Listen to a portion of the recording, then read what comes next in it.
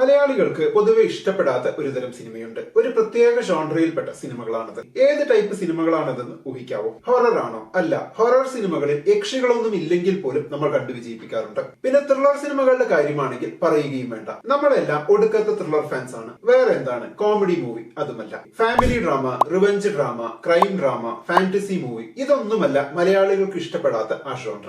അത് absurd dark comedy movies ആണ്. Absurd comedy എന്തോ നമുക്ക് അത്ര ഇഷ്ടമല്ല. എന്തായിരിക്കും കാരണം? ചില ഉദാഹരണങ്ങൾ പറയാം. ഈ അടുത്ത് ഇറങ്ങിയ ഓടും കുതിര ചാടും കുതിര, അതിനു മുമ്പ് ഇറങ്ങിയ കനകം കാമിനി കലഹം, അതിനു മുമ്പ് ഇറങ്ങിയ മറിയം വന്ന് വിളക്കൂതി, അതിനൊക്കെ മുമ്പ് ഇറങ്ങിയ ഡബിൾ ബാരൽ. ഈ സിനിമകളൊക്കെ നോക്കിയാൽ നമുക്ക് മനസ്സിലാകുന്ന ഒരു കാര്യം, ഈ സിനിമകളിലെ കോമഡികളൊന്നും പ്രേക്ഷക പ്രീതി നേടിയവയല്ല. എന്നാൽ ഇതൊക്കെ ഇഷ്ടപ്പെടുന്ന ഒരു കൾട്ട് ഫോളോവിംഗ് ഉണ്ട് താനും. അതായത് ഒരു ചെറിയ ഗ്രൂപ്പ് ഓഫ് ആൾക്കാർ ഇത്തരം സിനിമകൾ ഇഷ്ടപ്പെടുന്നുണ്ട് എന്നത് ഒഴിച്ചാൽ പൊതുവെ മലയാളികൾക്ക് ഈ ടൈപ്പ് ഹ്യൂമർ ഇഷ്ടമല്ല. ഈ സിനിമകളിലേക്ക് ഹ്യൂമർ അബ്സേർഡ് ആണ്. അതായത് ഇത് എന്ത് നോൺസെൻസ് ആണ് എന്ന് തോന്നിപ്പിക്കുന്ന കോമഡികൾ. ഇത്തരം കോമഡിക്ക് ഒരു ലോജിക്കും ഉണ്ടാകില്ല, ഒരു ക്ലാരിറ്റിയും ഫീൽ ചെയ്യില്ല. ക്യാരക്ടേഴ്സിനോട് ചിലപ്പോൾ ഒരു അറ്റാച്ച്മെന്റും തോന്നില്ല, നമുക്ക് റിലേറ്റബിൾ ആയ സിറ്റുവേഷൻസും ആയിരിക്കില്ല. അപ്പൊ അതാണ് പ്രശ്നം. നമുക്ക് ഇഷ്ടപ്പെടുന്ന കോമഡികളെ എല്ലാം എടുത്തു നോക്കിയാൽ അതിനിപ്പോ സ്ലാപ്സ്റ്റിക് കോമഡി ആണെങ്കിൽ പോലും, അല്ലെങ്കിൽ സിറ്റുവേഷണൽ കോമഡി ആണെങ്കിലും, അവിടെയൊക്കെ നമുക്ക് നമ്മുടേതായ ഒരു ലോജിക്ക് കിട്ടും, റിലേറ്റബിൾ ആയിരിക്കും. നമ്മുടെ കൾച്ചറുമായിട്ട് കണക്ട് ആകുന്ന എന്തോ ഒരു സാധനം അവിടെ ഉണ്ടായിരിക്കും. ആ ക്യാരക്ടേഴ്സിനോട് നമുക്കൊരു അറ്റാച്ച്മെന്റ് ഉണ്ടാകും. ചുരുക്കി പറഞ്ഞാൽ നമ്മുടെ കോമഡിയുടെ DNA-യിൽ പോലും റിലേറ്റബിൾ,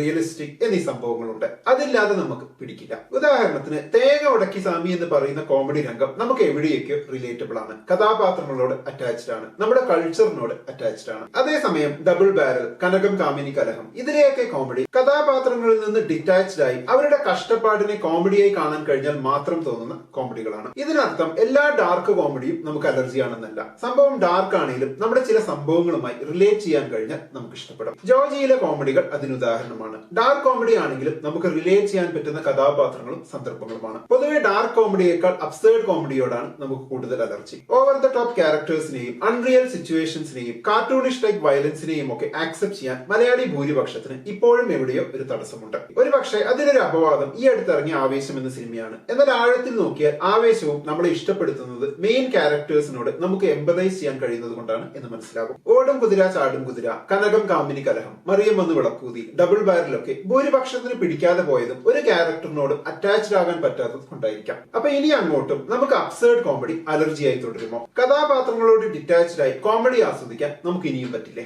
ഭാവിയിൽ അബ്സേർഡ് കോമഡി എഴുതി സിനിമയാക്കാൻ ഉദ്ദേശിക്കുന്ന മലയാളം ഫിലിം മേക്കേഴ്സ് ഈ ഒരു കാര്യം കൂടി ഒന്ന് മനസ്സിൽ വെക്കുന്നത് നല്ലതായിരിക്കുമെന്ന് തോന്നുന്നു. ഉദാഹരണത്തിന് വല്ലാണ്ടങ്ങ് അബ്സേർഡ് ആകാതെ ഒരു മിഡിൽ ലൈൻ പിടിച്ചാൽ വലിയ കുഴപ്പമില്ല. നമ്മുടെ ആട്, CID മൂസ, മൂക്കില്ല രാജ്യത്ത്, വെട്ടം പോലെയുള്ള സ്ലാപ്സ്റ്റിക് ആൻഡ് കൺഫ്യൂഷൻ കോമഡികളൊക്കെ അതിനുദാഹരണമാണ്.